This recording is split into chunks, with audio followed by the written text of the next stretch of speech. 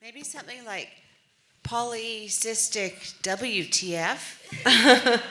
You have got a lot going on with that. Holy. All right. Let's go back to Dr. Kim-Fine. Actually, with both of your presentations, are you noticing that there's a bit of a theme of these doctors keep telling us to not feel shame, but I'm realizing I've been feeling shame. Is anybody out there with me? Yeah, right? Like we feel shame a little bit about these symptoms, and we're hearing time and time again. And boy, when you're talking about some pee dribbling out, like that is shame. And you're saying, no, actually, it's functional. And let's get on board to helping. Where do we start? List of symptoms to the family doctor? Absolutely. So, fully applaud you for bringing up the whole. We talked already this morning about shame and stigma, but we can start really I've already went over some of the things we can do at home. So Kegel exercises. There's lots of resources that are available now online. If that's not cutting it, get in touch with a local physiotherapist, a pelvic floor physiotherapist, not someone that works on your shoulder, but in the vagina. And then, like it is in. Like you're not kidding.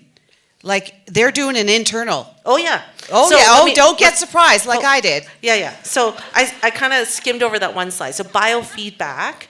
So biofeedback can take the form of someone, a trained professional, putting their fingers on the outside or perhaps inside the vagina and pelvis to be able to tell you, yes, you're doing it right. But half the women are not able to do it, even after me explaining it to you. Yeah.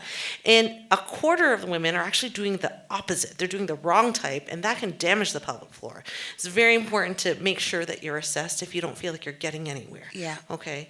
And so physiotherapist, then you can ask for a referral to a physician or a special provider who can do pessary fittings. So we do that at the pelvic floor clinic. I showed you all of those pessaries we have the biggest collection in all of southern Alberta. We're very proud of our pessary pieces. I am. And we have advanced practice nurses that can do that fitting. We have some family physicians in the city that actually provide that service as well. There are self-fitting ones you can order online as well. So there's lots of options. When do we need to go to the pelvic floor clinic as opposed to the family doctor or trying to sort of, because we can go to the physio by ourselves, right? Yes, No referral self-refer. needed. Self-refer. At what point do we I need the pelvic? So good question. I would say when you're having symptoms that are bothering you on a daily basis, and when you have tried some intervention, whether it's Kegels or physio, or you bought whatever gadget that you saw online that's supposed to give you that feedback, if you're not getting benefit, and I would say a good 3 to 6 month trial, right? It's like going to the gym. You're not going to go to the gym for 1 week and say, oh, well, didn't work. Yeah. Right? Good 3 to 6 month trial. Yeah, you got to give it a good go. Yes. Okay. And Dr. Benham, is our first visit the family doctor with a list of symptoms? Probably you're going to say yes. But if we're finding the family doctor and our list of symptoms is just go and be quiet for a moment and do some self-care, what do we do then? How do we advocate to get some good education? So I think that the PCOS pathway that I showed up on the screen available through Alberta Health gives some resources on how to advocate for yourself, because it can be frustrating when you're experiencing symptoms and you go, but family doctor is the first place to visit, but there's resources that are available to help advocate for yourself. Okay, and we for sure love our family doctors. Boy, we're not giving family doctors a bad name because I think they are at the center of the healthcare system. But they can't be all things to all people. Just like we can't be all things to women. As women, we can't be all things to all people. We'd like to think sometimes we are, but we just can't be. Do we have some questions? Don't be shy. We've been through a lot together today. There's no more shame. Have we got someone with a mic? There we go. Someone's coming to you.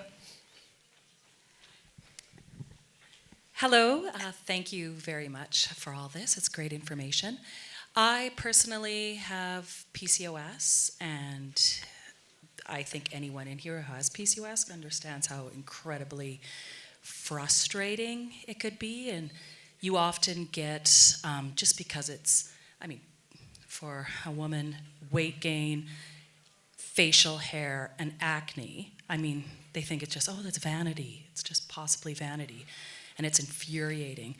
But I'm curious, now that I'm 53, what is the intersection between perimenopause, menopause, and the hormones? And now with the PCOS hormones, it feels like I'm constantly at the whim of my hormones. Like, who am I outside of my hormones? Oh, that's good. Yeah. And So what is you've that got intersection? several different things going on. Where are they landing together? Can you separate? And is there help for that?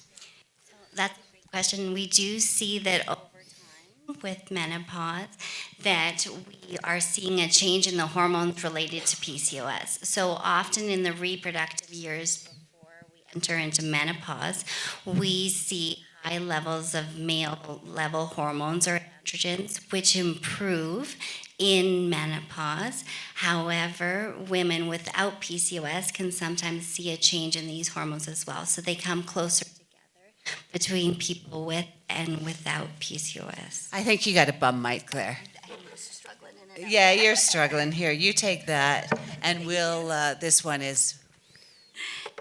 So we do see that there are changes that happen over time, and PCOS symptoms often are difficult to figure out in the time of menopause, and that's why we rely on the historical diagnosis, going back to symptoms that you were experiencing previously to make the diagnosis at that time. Oh, you know what this reminds me of? We're exhausted, and now we have to advocate more. It's just day after day of advocation, isn't it? All right, we'll keep going. Anybody else have a question up there? I think we've got time for one more. Oh, right there. Thank you.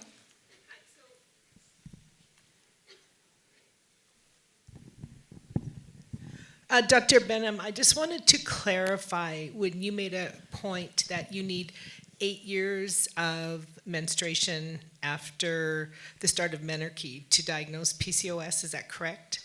So in order to use an ultrasound to diagnose PCOS, but you can make the diagnosis based on a history of irregular periods and symptoms of high androgens. Oh, thank you. Oh, okay. No, that was a quickie. Get in, get out. You got your information. You're ready to go. Put that in your backpack and head out. Anybody else? We do have time for one more if you're going to have a quick one. Right here. Hi. Okay. Oh, sorry. I can't. We can't see you up there. So just let me know if you have a question. Like, hey. Okay, go ahead. This is for Dr. Benham. So I just have a question regarding PCOS. I know you said for managing the irregular menses, you can use IUDs, but I know that IUDs can sometimes cause amenorrhea. So I wanted to understand how that works. Absolutely, great question. So a hormonal IUD can thin the lining of the uterus, and over time we can get amenorrhea or a loss of menstrual periods. And so if we're using treatment and that treatment results in the loss of periods, that's okay in the setting of PCOS. Where I get worried is if we're not using any treatment and we're not having periods for longer than 3 months, then it's important to see a doctor. Boy, she really knows what she's talking about. You shot that hand up so fast, I thought you were going to catapult. For Dr. Kim-Fine, I have my own personal opinion. However, from an expert, we've all heard the ads about you just pay big money and sit on the chair. And 11,000 Kegels in just 1/2 hour, fully dressed. So I'd like to hear the expert's actual opinion. I'm Thank you. so glad you asked. Can you over Kegel? So, short answer is yes. But let me get back to, I think, the question at hand is, what about all these lovely, glamorous, very fancy, expensive treatments that are available that I keep hearing ads about or reading ads about? It's just popping up on my social media. There's 2 popular ones that have been marketed in recent memory. One is the magnet chair. So doesn't it sound amazing to be able to go, sit, take your phone out, scroll, watch, read your Kindle, have a margarita. And something is doing the Kegels for you. Like, what is it? How many thousands of Kegels per minute? 11,000. 11,000, right? All for the low, low price of several $1,000s. Okay, does it sound like it's too good to be true? Right, so from an evidence base, I'll tell you that the studies are low quality. They are small numbers, small patient population in the studies. They have a very short follow-up. There is a heavy risk of bias in the studies. There is a heavy risk of bias in who is marketing these products or these procedures.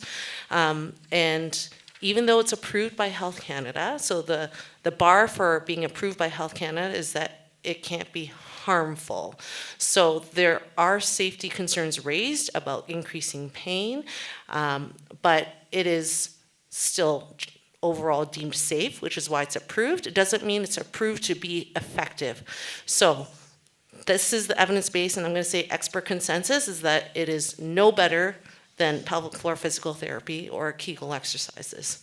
So if you want to go spend the money, because it is a lot of money, I'm not going to judge you. People spend a lot of money on a lot of things, right? But personally, I'd like to go out and buy a pair of fancy shoes. Yeah. Right, okay. Yeah. And 11,000 in like half an hour may be too many. Yeah, so one thing I do want to mention, Dr. Robert talked a little bit about this, but pelvic floor tension or pain, so people can have pain and pressure in their pelvis, which is undiagnosed unless you are actually assessed by a professional. But if you have a very tight pelvic floor, tight muscle, almost like, imagine it's like a Charlie horse, but you have that going on in your pelvis, and then you go and stimulate it with 11,000 Kegels a minute. Think about how that's going to feel. Yep. So that can actually cause harm in that situation. Okay, so did you realize that as you were talking and when you were like, and evidence-based, your decibels Sorry. went way I get excited. up here. So I'm not really sure how you feel about it, but I think we Poker can guess. face. Yeah. All good. Okay, ladies, thank you. We're on to the next because we just are back-to-back information today. Thank you both so much. Do you both have information upstairs? Yes, we do. In the booths. Okay, they both have booths in the information upstairs.